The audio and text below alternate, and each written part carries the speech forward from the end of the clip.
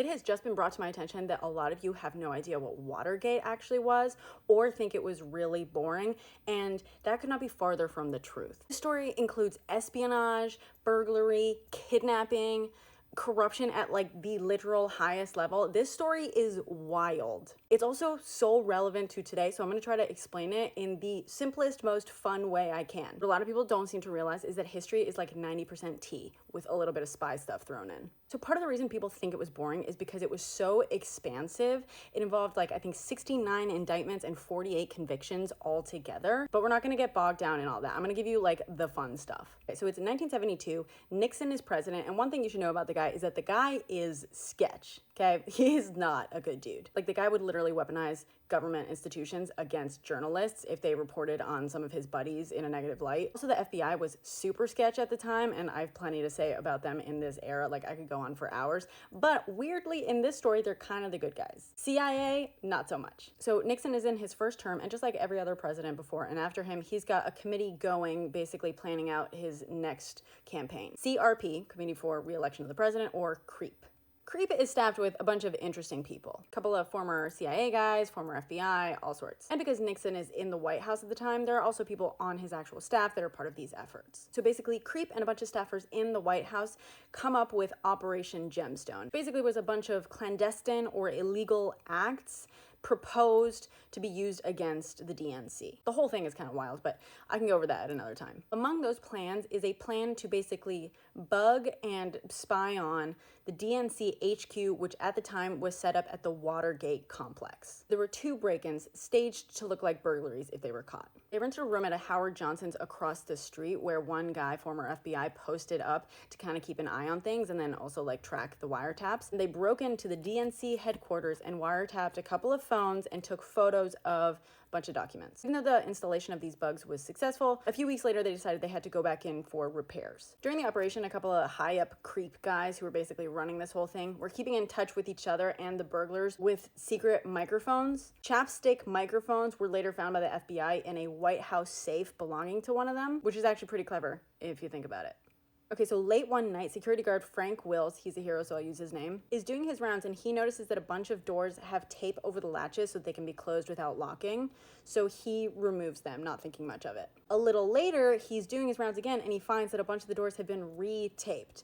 So then he calls the cops. Police then dispatch an unmarked car with these guys that were called the Bum Squad because they were often undercover dressed as hippies. Remember the guy across the street at the Howard Johnson's keeping an eye out on things?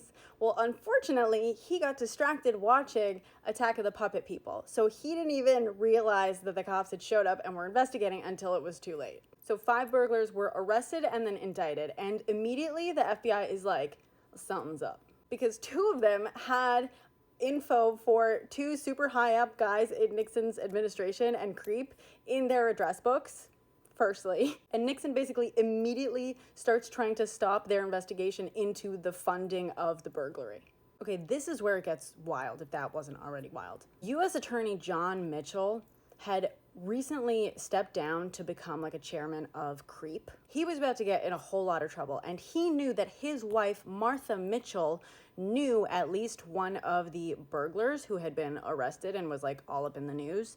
And he knew that if she spoke to reporters, she would reveal that fact. And if the press caught on to the fact that his wife knew one of the burglars, they would know that Nixon's administration was all tied up in the Watergate scandal. So what did he do?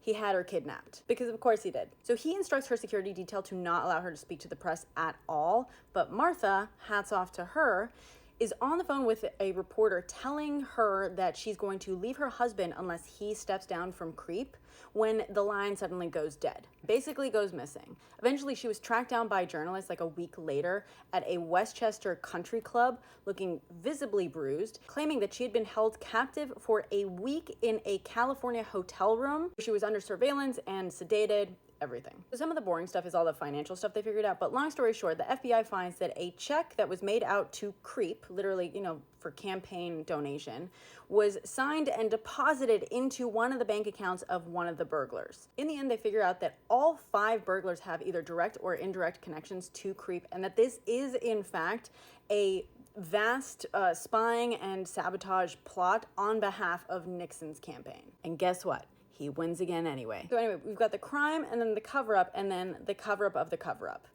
So in spring of 1973, things are getting hairy for Dick Nixon. The judge is now receiving allegations of perjury in the trial of the burglars, and he's gotten a letter from one of the burglars alleging like a high-level cover-up. So the people around Nixon and his top aides are all starting to be investigated and looked at. He realizes he's got to isolate himself so he can claim total innocence, and basically starts asking for resignations. It's during these talks between certain aides where one of them suspects that they're being recorded in a meeting in the Oval Office. He testifies to this suspicion in front of the Senate, which basically blows the lid off of the Nixon tapes. As it turns out, Nixon recorded everything. Wild. Of course, he gets subpoenaed. He claims executive privilege. He tells the AG to fire the special prosecutor. Sound familiar? The AG refuses and instead resigns in protest.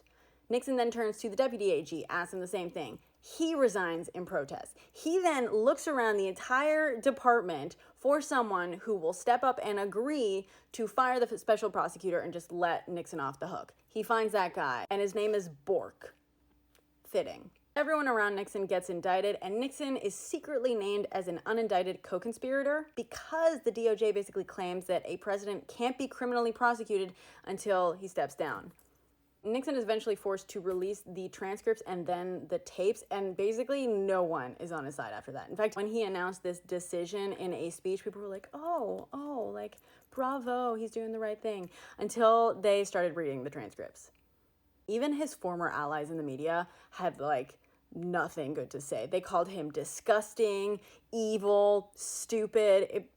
It was brutal. When the tapes are finally released, you can hear Nixon undoubtedly committing crimes, including discussing like hush money payments. And it's discovered that there are 18 and a half missing minutes from one of the tapes. This has been like the subject of much mystery and speculation in the years since.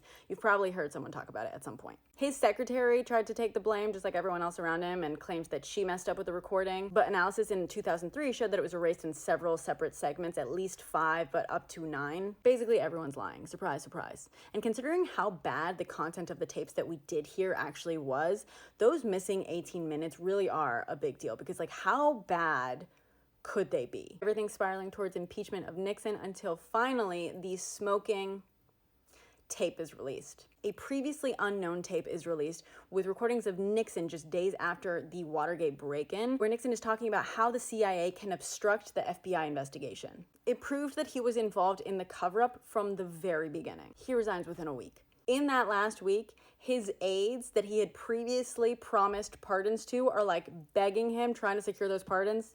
Never got him. Also kind of sounds familiar. Finally, in August of 1974, he gives a resignation speech full of bullshit, with claims like he always tried to do what was best for the nation, and saying that he, quote, must put the interests of America first. Where have I heard that one before? And then, kicker of all kickers, his vice president, Gerald Ford, succeeds the guy, and within a month issues a total and unconditional pardon. Lets him off scot-free. And that, ladies and gentlemen, is how we got here in 2024 in the United States of America.